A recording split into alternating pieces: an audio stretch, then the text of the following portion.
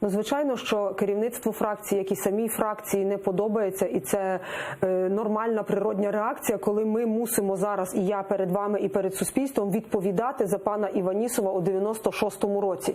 Так, він, я сподіваюся, розуміє, що він має скласти мандат, це навіть не обговорюється. Але інше питання, як пан Іванісов потрапив до фракції, хто його відбирав, бо усіх рекомендували, так, навіть якщо це був соціальний ліфт, я приходила, такі, як я приходили, ми давали свої довідки, свої CV, нас перевіряли, як я розумію, бо мені це казали, я чула від моїх колег.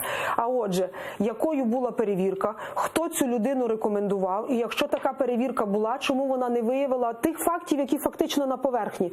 Журналісти, як я розумію, знайшли за декілька годин ті факти, які можна було перевірити нормально, а ви, як журналіст-розслідувач, знаєте, що це неможливо приховати. Навіть якщо хтось намагався затерти якусь там і судимість справді була погашена, ну то така кількість фактів, яка є, а це і указ про помилування і так далі, ну неможливо приховати. Це я не знаю, хто би мав бути, щоб такі факти приховати.